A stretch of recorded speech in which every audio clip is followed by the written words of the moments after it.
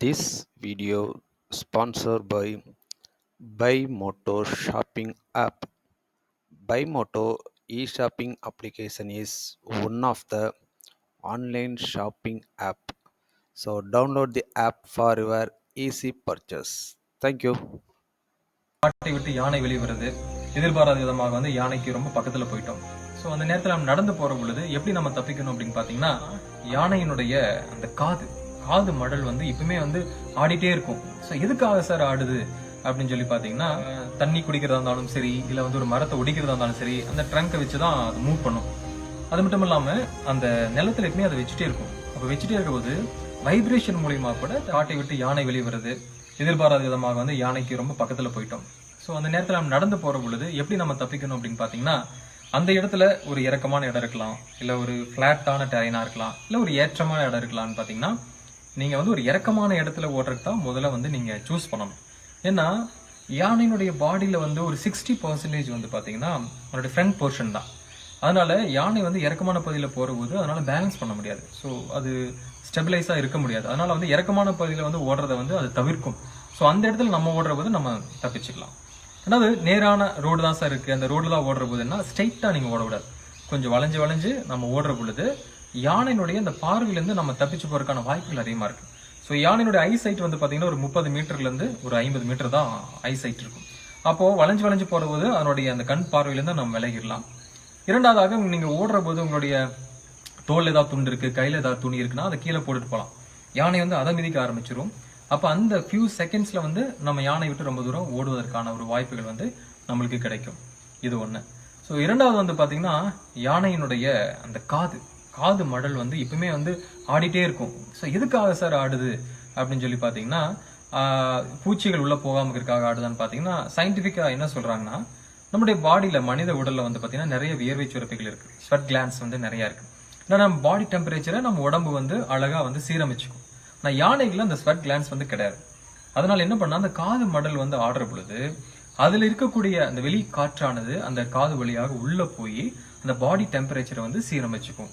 ஒரு பிளாப் இப்படி போயிட்டு வரபோது 1 டிகிரி செல்சியஸ் வரைக்குமே கண்டிப்பா குறையறதுக்கான வாய்ப்பு இருக்கு அப்படின்னு சொல்லிட்டு வெட்டரி டாக்டர்ஸ் எல்லாமே சொல்றாங்க. அதனால அந்த காதை அது ஆட்டிட்டே இருக்கும். ரொம்ப டெம்பரேச்சர் அதிகமா இருந்துச்சுன்னா ரொம்ப வேகமா ஆட்டிட்டே இருக்கும். ரொம்ப கூலான கிளைமேட்னா ரொம்ப அதிகமா காதை ஆட்டாது. மூணாவது பாயிண்ட் பாத்தீங்கன்னா, யானை நம்மளாம் குளிக்கிறது காதுக்குள்ள தண்ணி போகும் இல்லைங்களா? அப்போ யானை பாத்தீங்கன்னா சில ஆற்றுல ஒரு சைடா கூட படுத்து குளிச்சுட்டு இருக்கும்.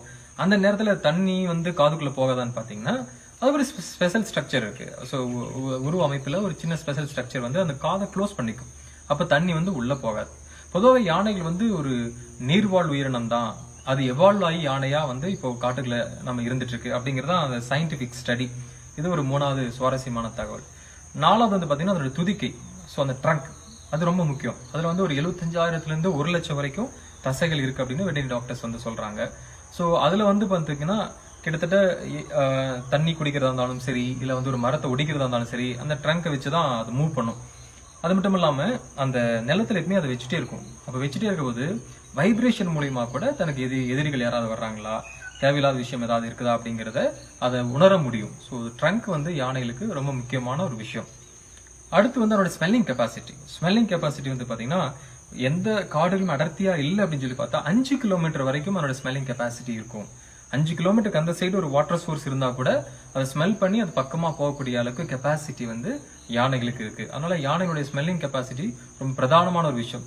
அந்த ஸ்மெல்லிங் கெப்பாசிட்டி பேஸ் பண்ணி தான் அதோட மைக்ரேஷன்ல ரொம்ப அதிகமா மூவ் பண்ணி தண்ணி உள்ள இடத்துக்கும், வாட்டர் சோர்ஸ் அதே போல உணவு இருக்கக்கூடிய இடத்துக்கும் மூவ் பண்ணும். ஒரு நாளைக்கு யானைகள் ஆவரேஜா 4 இருந்து 5 ஸ்கொயர் கிலோமீட்டர் சுத்திட்டு அந்த இடத்துக்கு வந்துடும். தேவைப்பட்டா மட்டும்தான் ரொம்ப அதிக தூரம் பயணிக்கும். தேவையில்லாத நேரத்துல ஒரு 4-5 கிலோமீட்டரோட அதனுடைய பயணத்தை முடிச்சுக்கும். அப்புறம் யானைகள் ஒரு நாளைக்கு எவ்வளவு சாப்பிடு சார் அப்படின்னு சொல்லி பாத்தீங்கன்னா, அதோட பாடி வெயிட்ல ஒரு 5% சாப்பிடும். இப்போ ஒரு யானை நல்லா வயது முதிர்ந்த யானை ஒரு 4 டன் இருக்குன்னா, இந்த 4 டன்ல பாத்தீங்கன்னா 5% போட்டீங்கன்னா ஒரு 200 கிலோ. ஸோ 200 கிலோ உணவை அது எடுத்துக்கும். ஸோ நீர் எவ்வளவு சாப்பிடுன்னு பாத்தீங்கன்னா ஒரு 150 லிட்டர்ஸ், அதே அளவு தான் 5%. ஒரு 150 லிட்டர்ல இருந்து 200 லிட்டர் வரைக்கும் நீராக குடிக்கும். இப்ப சம்மர் சீசன்லாம் அவ்வளவு தண்ணி இருக்காதே சார், என்ன பண்ணலாம்னு பாத்தீங்கன்னா, தண்ணியா குடிக்கிறது மட்டும் இல்லாம அது சாப்பிடக்கூடிய சாப்பாட்டுல இந்த உணவுல இருக்கக்கூடிய தண்ணியும் நம்ம கணக்கு எடுத்துக்கலாம்.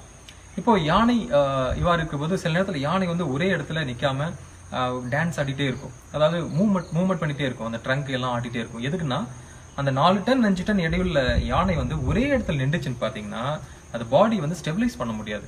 அதனால வந்து பெயின் ரொம்ப அதிகமாகிடும். அதனால அந்த ட்ரங்க் வந்து ஆட்டிட்டே இருக்கும், கால் மூவ்மெண்ட் வந்து பண்ணிட்டே இருக்கும். அதான் வந்து சில நேரத்துல யானை வந்து டான்ஸ் ஆடுற மாதிரி மூவ்மெண்ட்லயே இருக்கிறத உங்களால பார்க்க முடியும். அடுத்து வந்து பாத்தீங்கன்னா யானை எப்படி தூங்கும் அப்படின்னு சொல்லி பாத்தீங்கன்னா நம்மள மாதிரி வந்து அது படுத்தும் தூங்கும். சில நேரங்களில் நின்றுட்டே தூங்கக்கூடிய ஒரு கெப்பாசிட்டி வந்து யானைகளுக்கு இருக்கு. அது எப்ப படுத்து தூங்கும்னா எப்போ அந்த என்விரான்மெண்ட் வந்து ரொம்ப சேஃபா இருக்கோ அந்த நேரத்துல மட்டும்தான் யானை படுத்து தூங்கும். அது இல்லாத நேரத்துல வந்து அது நின்றுட்டே தான் தூங்கக்கூடிய வாய்ப்புகள் யானைக்கு அதிகமா இருக்கு. ஸோ அடுத்து வந்து யானைகள் வந்து அதனுடைய கர்ப்பகாலம் வந்து பாத்தீங்கன்னா 18 மாசத்துல இருந்து 22 மாசம். நம்முடைய மனுஷன் மாதிரி ஒரு 2 டைம்ஸ் அதிகம் அதனுடைய கர்ப்பகாலம். அது யானை குட்டி பிறந்த உடனே 13ல இருந்து 14 வயசுல அந்த பருவ முதிர்ச்சி அடையும். பருவ முதிர்ச்சி அடைஞ்ச பின்னாடி அது வந்து தன்னுடைய கூட்டத்தை விட்டு பிரிஞ்சு போயிடும். பிரிஞ்சு போயிட்டு அது ஆண் யானை தான் பிரிஞ்சு போய் தனியா இருக்கும். அப்ப இந்த கூட்டத்தை யார் வழி நடத்துவான்னு பாத்தீங்கன்னா அந்த கூட்டத்தில் இருக்கக்கூடிய வயது முதிர்ந்த பெண் யானை தான் வந்து அந்த கூட்டத்தை வந்து வழி நடத்தும். இதெல்லாம் சொல்றீங்க சார், எதுக்கு காட்டுக்கு யானை தேவை அப்படின்னு பாத்தீங்கன்னா காட்டில் இருக்கக்கூடிய அனைத்து வகையான தாவரங்களையும் பழங்களையும் சாப்பிடுறது யானைகளை தான். அந்த யானை சாப்பிட்டுட்டு பல இடத்துல போய் சாணம் போடுறதுனால அந்த இடத்துல புதிய தாவரங்கள் வந்து முளைக்க ஆரம்பிக்குது. அதனாலதான் அந்த காடு வந்து வளமுள்ள காடாக அது வர ஆரம்பிக்குது. ஸோ யானை வந்து காட்டுக்கு அவசியம். அது மட்டும் இல்லாம வந்து பாத்தீங்கன்னா இதுதான் வந்து ட்ராக் போடும் காட்டுக்குள்ள, புதிய பாதைகளை இதுதான் போடும். இது போடுற வழியில தான் மற்ற மிருகங்களும் நடந்து போறதுக்கான வாய்ப்புகள் அதிகமா இருக்கு. ஸோ யானை வந்து ஒரு காட்டுக்குள்ள இருந்தால் மட்டும்தான் அந்த காடு காடா இருக்கும். ஸோ யானையை தான் வந்து இன்ஜினியர் ஆஃப் தி ஃபாரஸ்ட்னு சொல்லுவாங்க, காட்டினுடைய பொறியாளர்னு சொல்லுவாங்க. ஸோ அந்த மாதிரியான ஒரு யானை நம்மளுடைய நாட்டில் இருக்கிறது நம்ம அனைவருக்குமே பெருமை.